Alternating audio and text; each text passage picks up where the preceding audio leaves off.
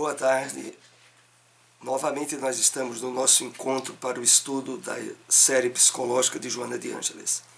Hoje iremos concluir o tema que iniciamos a abordagem na semana passada. Lembrando que esses estudos estão no nosso canal no YouTube. Vocês podem acessar. Aquele que ainda não tivesse inscrito, se inscreva em nosso canal. E hoje a abordagem é a conclusão do tema fobias. Está no capítulo 17 do livro Conflitos Existenciais. Vamos para a nossa introdução com um rápido comentário de uma mensagem do Espírito Emmanuel. Extraída do livro Cartas de Paulo, o Evangelho comentado por Emmanuel. Carta aos Hebreus, capítulo 3, versículo 15. Separamos esse texto.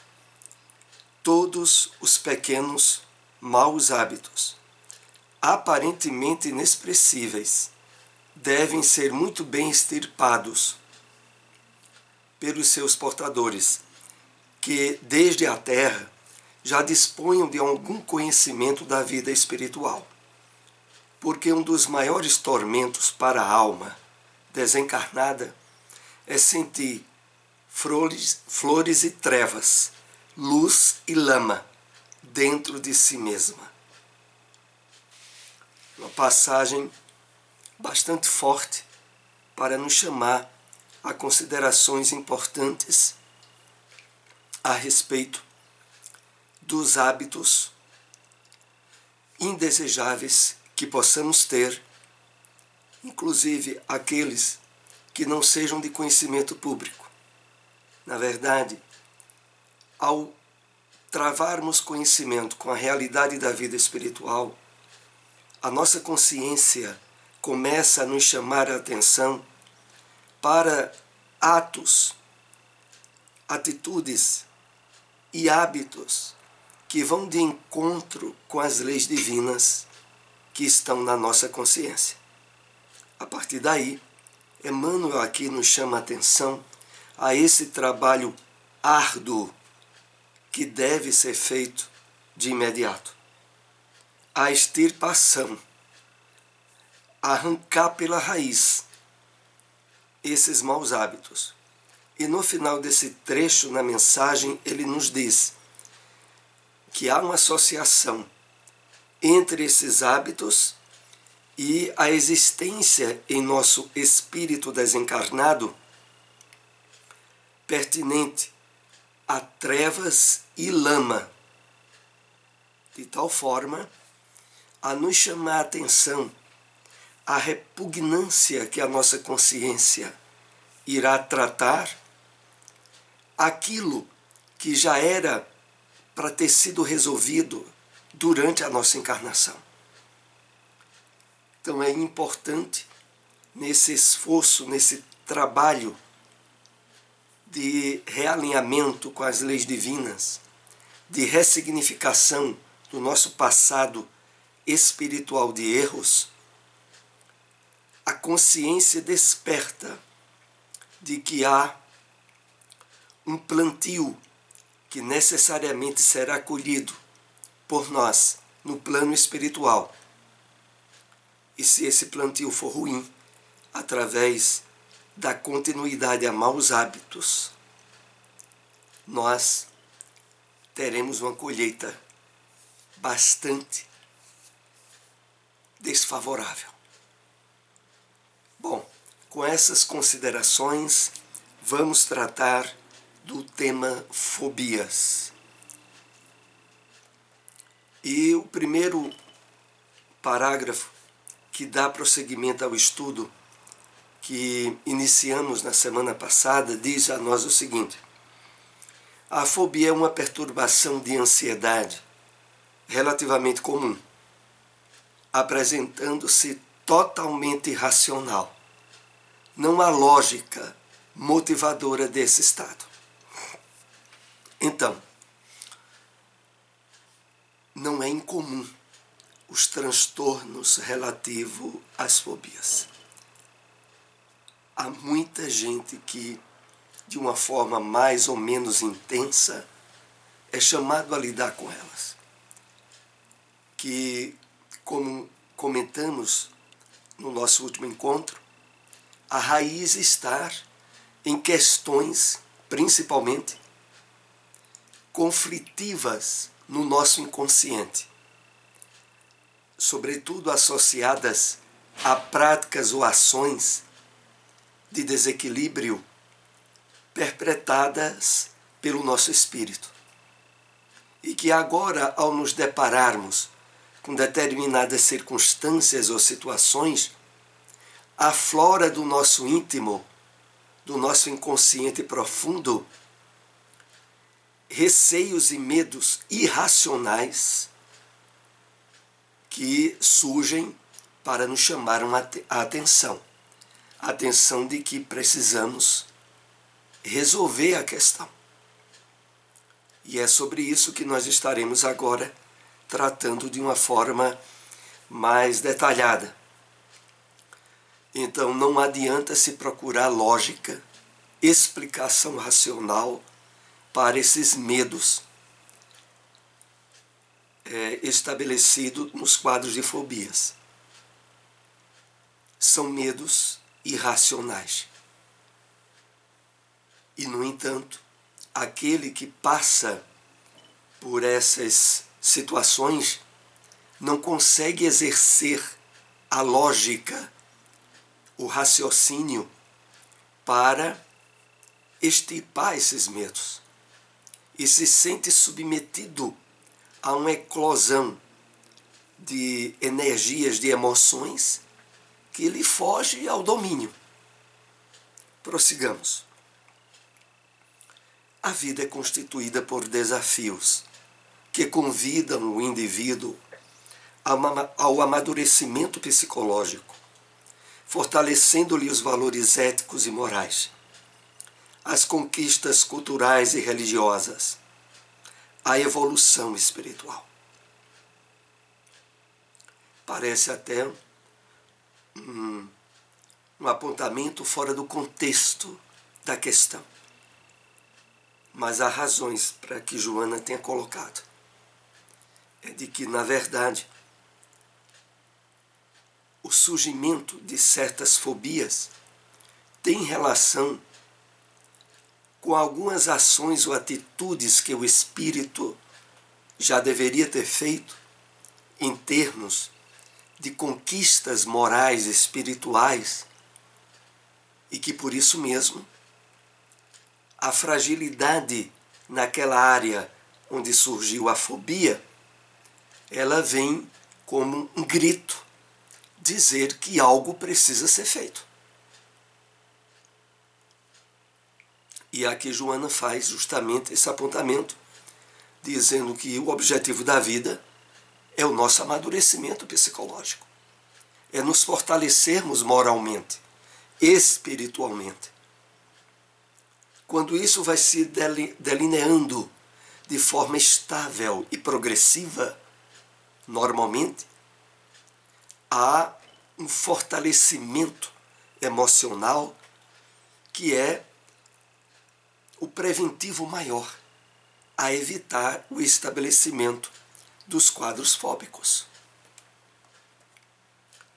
Numa análise mais profunda do self, encontrar-se-ão os registros de causas do transtorno em existências passadas, quando foi feito mau uso do comportamento ou se vivenciaram ações perturbadoras que deixaram registros sutis no perispírito. Joana volta a enfocar a questão de certos conflitos, de certas ações perturbadoras que no nosso passado reencarnatório fragilizou-nos em determinada área emocional. E esses registros ficaram no nosso corpo espiritual. Essa análise mais profunda do self, que se dá através do trabalho do autoencontro, do despertamento da consciência, das reflexões mais aprofundadas a respeito dos verdadeiros objetivos da nossa vida,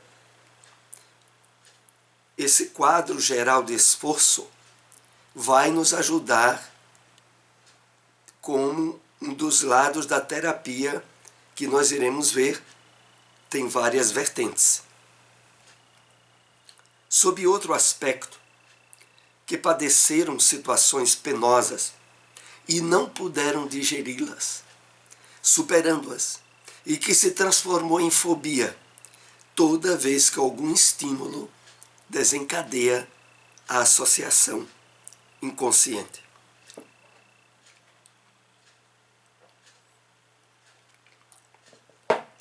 Então, às vezes, trata-se de situações graves que nós vivemos em uma encarnação passada.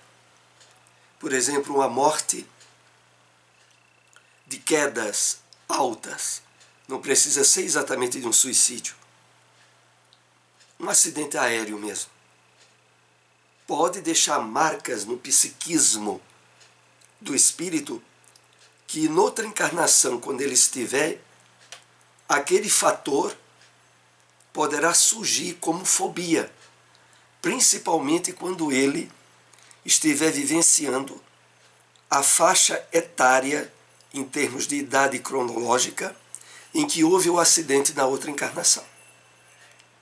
Eu me lembro, contando rapidamente aqui um caso, existe no YouTube vídeo sobre isso, de um repórter da Rede Globo que estava passando por uma situação muito difícil. Ele é entrevistado em Ana Maria Braga, aonde a fobia do medo extremo de voar, de pegar um avião, estava causando a ele problemas sérios na profissão. Porque pela profissão dele ele precisava de estar em viagens aéreas. E ele diz que quando ele chegava no aeroporto, tudo bem. Quando ia se aproximando da hora de ele embarcar, pronto. Ele entrava em parafuso. Ele procurou várias terapias com psicólogos que não deram êxito. Até que ele encontrou um terapeuta que trabalhava com TVP, com terapias de regressão a vidas passadas. E aí ele conta na Maria Braga que ele é católico, ele não era espírita, não acredita em reencarnação, mas quando ele foi fazer a terapia, ao ser levado a um certo estado de transe, através da hipnose, ele começou a falar do passado dele e entrou para outra vida, para uma vida anterior, na qual, de fato, ele narra a última desencarnação dele numa queda, me parece que de um prédio ou algo assim. E quando ele se recordou daquele acidente, há uma espécie de catarse em psicologia, que é uma espécie de limpeza, de libertação. Ao contar aquele fato, o psiquismo dele ressignifica o passado, deixando o passado bem no lugar que é para estar, no passado. E quando ele desperta do transe e que narra o que aconteceu, após ter narrado o que aconteceu, e tomar conhecimento com o terapeuta, a fobia desapareceu. E naturalmente ele pôde voltar a exercer seu trabalho, a pegar avião sem entrar mais em fobias. Então, a fobia necessariamente não tem a ver com a ação de desequilíbrio ou criminosa nossa no passado. Pode ser originada num trauma profundo que não foi superado mesmo através da reencarnação. É por isso que o texto aqui diz: outro aspecto, que padeceram situações penosas e não puderam digeri-las, superando-as, o que se transformou em fobia. As obsessões desempenham um papel primacial em razão dos sentimentos hostis daqueles que foram prejudicados e não conseguiram superar a mágoa e o ódio, permanecendo ávidos de desforço. Aqui já é outra questão associada à fobia. é porque, normalmente, as fragilidades, tanto físicas quanto espirituais que tenhamos, abrem portas ou estabelecem sintonia com espíritos doentes ou desequilibrados ou inimigos nossos do passado. Então, necessariamente não terá sido o provocador do processo fóbico, a intervenção espiritual, mas normalmente associa-se a ele. A partir do momento em que o espírito não consegue mais lidar com as suas emoções em determinadas circunstâncias, aquilo se torna atração para interferência espiritual nociva e que vai intensificar ainda mais aquele receio que o espírito passa. Por isso é tão importante nessas terapias a associação da terapia psicológica, psicanalítica, com a terapia espiritual, que é essa que nós já estamos tendo aqui, pelo conhecimento da doutrina espírita, pela ressignificação da nossa maneira de encarar a vida e as situações, porque nesse trabalho aqui há um resultado que alcança a esfera espiritual ao nosso redor. A princípio, telepaticamente, enviando mensagens e sensações perturbadoras, mediante ressonância ou indução mental, ampliando o cerco à medida que o paciente aceita a imposição deletéria. Então também se dá o surgimento da fobia através das induções espirituais nefastas, a que a pessoa tenha dado receptividade. E na medida que o espírito percebe resultados de sua atuação, mais incrementa essa atuação, aumentando, ampliando o cerco à medida que o paciente aceita a imposição deletéria. Deletéria, nociva, doentia. Os clichês mentais que perduraram através do tempo nos arquivos do inconsciente profundo ressuscitam o pavor, abrindo espaço para o acossamento do perseguidor inclemente que se complaz com a ocorrência perversa. Então, à medida em que vão se dando essas interferências espirituais, o estabelecimento desses clichês mentais vão facultar um facilitador à intensificação do processo obsessivo. Porque é como se a pessoa, depois de vivenciar certas situações fóbicas, até um pouco antes de elas se estabelecerem, na mente do paciente já surge os sintomas de que vai ter outra crise de fobia. E aqui lembrando a variedade que se dá: fobia quanto a lugares fechados, fobias de entrar no avião, fobias de determinadas doenças, onde se apresentam sintomas que não há quadro clínico nenhum real para o surgimento daquela doença. Então, voltando aqui ainda ao texto, abrindo espaço para o acossamento do perseguidor inclemente, que se compraz com a ocorrência perversa. Então, não tenhamos dúvida, é muito comum, depois de estabelecidos os quadros fóbicos, as interferências espirituais nefastas e doentias.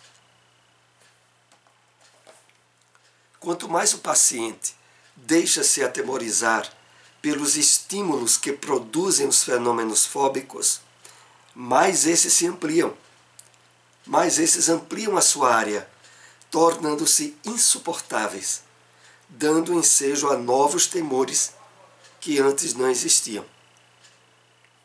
Então, a proporção em que se repetem as crises de pânico, de fobias, mais amplia-se a repetição e as circunstâncias em que elas vão se dando, ao ponto de se tornar praticamente insuportáveis pela pessoa.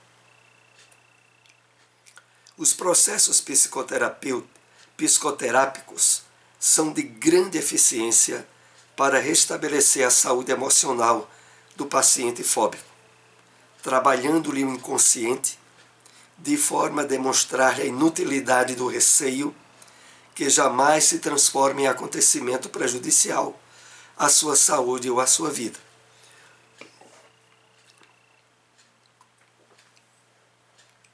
Então,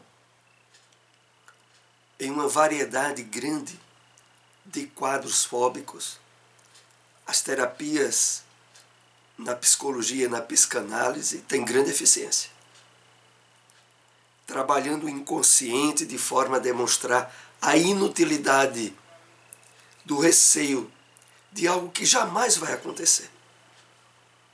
Porque é nisso que se prende os quadros fóbicos. O paciente, por sua vez, deve trabalhar-se interiormente, procurando introjetar a coragem, o bom senso, vencendo a pouco e pouco os medos mais simples e avançando no rumo das fobias perturbadoras. Então, trabalhar-se interiormente, introjetar a coragem e o bom senso, é algo que é imprescindível que o paciente vá exercendo consigo, primeiro procurando a superação de medos mais simples e depois para uma verdadeira fobia. É claro que dentro desse quadro há de se analisar a necessidade ou não da ajuda de um profissional na área da terapia. Mas, a princípio, o trabalho de interiorização, de espiritualização mesmo, que estejamos fazendo, já é um caminho nesse processo de cura. Sejam adicionados os recursos terapêuticos espíritas, como esclarecimento em torno da realidade espiritual, que cada um é, a bioenergia, o passe, a água fluidificada, as leituras iluminativas. Todos esses instrumentos são auxiliares importantes na superação das fobias. Então, o aprofundamento que estejamos dando ao conhecimento espiritual da vida e a busca das terapias espíritas, como passe, água fluidificada, o estudo, a leitura edificante, são de muita importância na superação ou na diminuição do impacto que essas fobias estejam nos causando. Uma atitude positiva e de confiança em Deus ante as ocorrências fóbicas é de valor insuperável, oferecendo resistência para quaisquer tipos de enfrentamentos emocionais, entre os quais as perturbações dessa ordem. Então, essa atitude positiva e de confiança em Deus é resultado direto do esforço que estejamos fazendo no conhecimento, no estudo da realidade espiritual da vida e, claro, nas consequências desse conhecimento na nossa maneira de agir, de nos comportarmos. O esforço da prática da caridade, do amor, né, e todas as ações que nos move o conhecimento espiritual da vida são muito importantes. Não resolvidas, usando-se esses variados instrumentos, é imprescindível a busca de um terapeuta. Afinal, o importante, como nós vimos, é que há determinados quadros fóbicos mais ou menos intensos que vai requerer a ação de um terapeuta. Bom, aqui nós concluímos esse capítulo, que foi o capítulo 17 do livro Conflitos Existenciais. Lembrando que é muito importante a leitura de toda a obra. Você que ainda não tem esse livro, adquira, da série psicológica. Nós ainda iremos ter vários estudos nesse mesmo livro. E esse vídeo de hoje depois estará disponibilizado em nosso canal. Agradecemos àqueles que possam compartilhar essas informações. Uma boa tarde a todos.